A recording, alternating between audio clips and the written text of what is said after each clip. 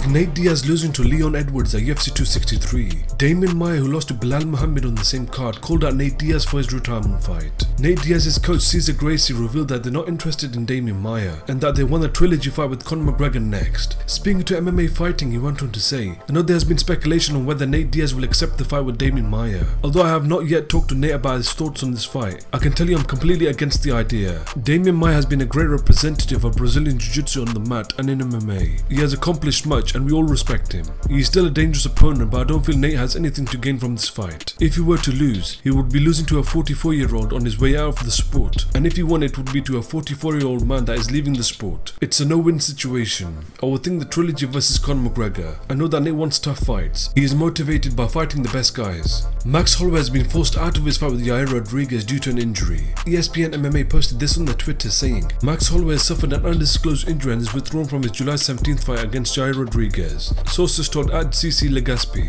After breaking his leg at UFC 261, Chris Weidman has recently gone back to the gym and has slowly started to train again. He posted this on his Instagram with the caption, "Grateful to be back in the gym. Not many other places I would want to be than sweating all over wrestling mats like I've been doing my whole life. I was born for this and I'm not done yet. All mental and staying positive. Hashtag the All-American. Hashtag recovery. Hashtag thank you God." Michael Bisping on the Believe in Me podcast gives his thoughts on Brandon Moreno's win over Deiveson Figueiredo. No, listen, you're absolutely right. Figueiredo didn't get going, and I thought he was waiting for the correct moment. I thought he's just sizing him up. He's trying to get a read on him. He's trying to figure out his timing, and then he's going to explode. But as he got out the first round, was it the second round it finished in? Second.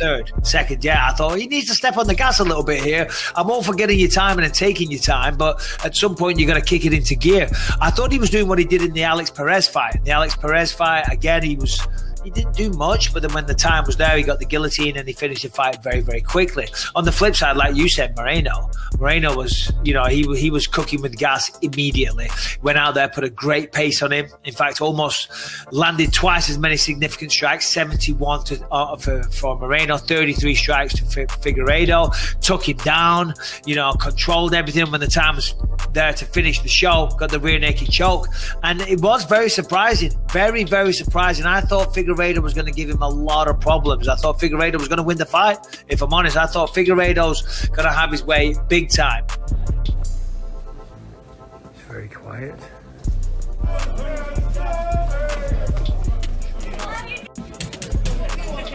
They just squared up for about 5 minutes. No one said a word.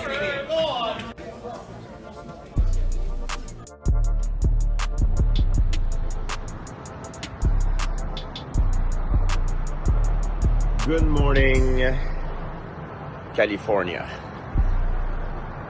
Kenny Florian on the Anik Florian Podcast gives his thoughts on Israel Adesanya's win over Marvin Vettori. I think that Israel certainly had the ability to go out there and finish Vettori. A couple things. First of all, I think he was a little bit more conservative in coming too far forward with that same aggression that we may have seen in previous fights because of the threat of the takedown from Vettori. I think Vettori was wanting to hit a lot of those reactive takedowns.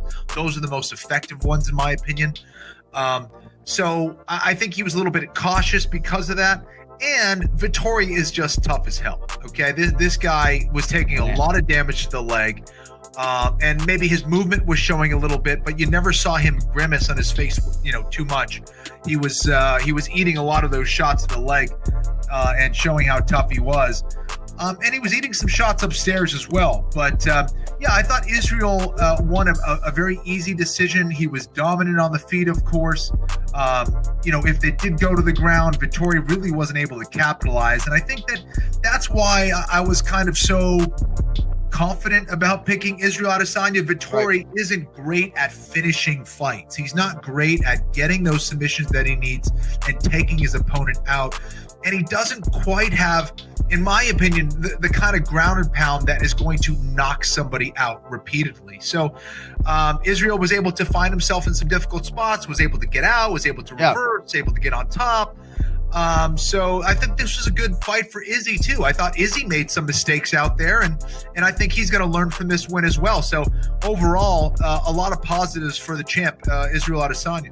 Shop out here at Uptown, Romansky. You got Sean, Ronnie, Uptown. tomorrow we're on Hot Boxing, dude. They hooked me up, and we're gonna have Oscar De La Hoya and David Benavidez, man. You guys stay tuned. Whenever you guys need a cut, you guys make sure to go to Uptown Barbershop, 16th Street and Bethany. Because if you don't, you can bend the knee to King Triple C. Shotam Hasbullah. Minhas Avut. Capitão. Mobayets. Triple C. Очень приятно.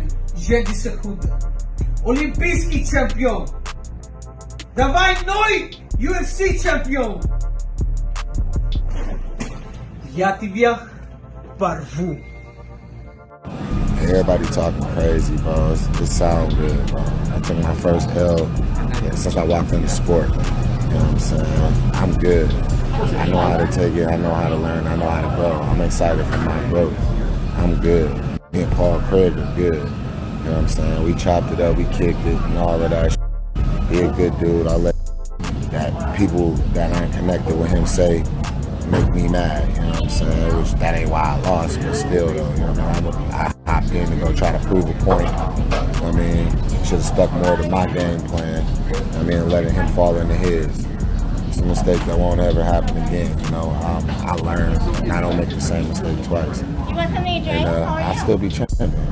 It's gonna be one hell of a rule. I will still rule this division. It's a minor setback. Good, y'all. Sweet Dreams Nation, people that rock with me, I love y'all. Everybody else, either day. I'm still gonna talk my man. What you mean? Y'all not gonna shut me up, baby. Come on now. I'm still me. I'm me at all times. Yeah. Yes, sir. Yes, sir. Y'all ain't nothing but silence. Come on now. What's going on? Team Wolverine here. Out at the SIG games. We're in between stations waiting. Hurry up and shoot. Doing pretty good, having a blast. Man, Python Cowboy up here ringing the bell all day. Shoot him to Gavin. We just cleaned. Bo's the last shoot. Python Cowboy myself just cleaned the last target, the 6-hour hunter events, 54 points. We feel real good about it, man. We're stoked. We got Bam over here throwing. Bam and Bo. Bam and Eli. About to get their asses beat. We're white. We're coming back, baby.